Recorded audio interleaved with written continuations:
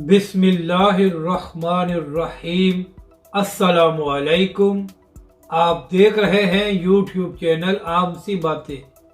अल्लामा साद हुसैन रिजवी को जनरल बाजवा ने रिहा कराया था।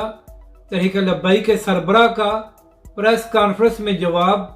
इस वीडियो में हम इसी के मुतालिक बात करेंगे।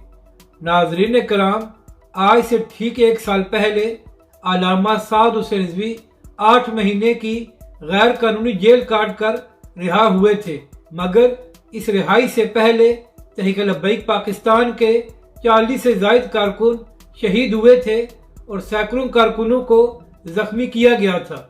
मगर तहरीक लब्बैक के लोग अपने मौक़िफ़ से पीछे नहीं हटे थे।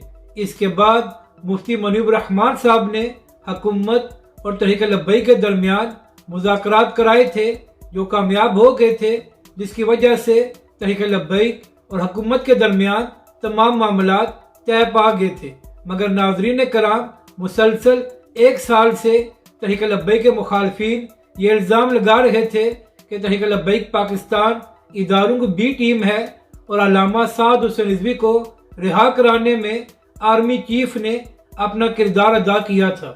तो नाजरीन कराम, आज तहरीक लब्बैक के सरबराह अल्लामा साद हुसैन रिजवी ने एक प्रेस कॉन्फ्रेंस की है। तो वहां पर एक सहाफ़ी ने सवाल किया कि क्या आपको रिहा कराने में आर्मी चीफ जनरल बाजवा साहब ने अपना किरदार अदा किया था। तो इसका जवाब देते हुए तहरीक लब्बैक के सरबराह अल्लामा साद हुसैन रिजवी ने कहा कि मेरी रिहाई में जनरल बाजवा का किरदार रत्ती बराबर भी नहीं था।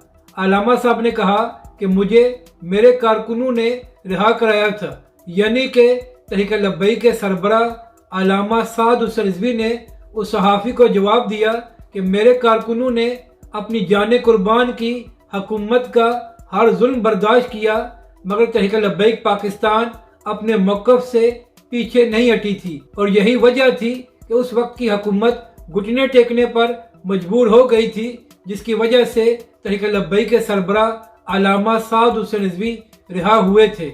अपनी राय का ज़रूर इज़हार करें कि आपको ये वीडियो कैसी लगी और हमारे इस चैनल को भी सब्सक्राइब करें।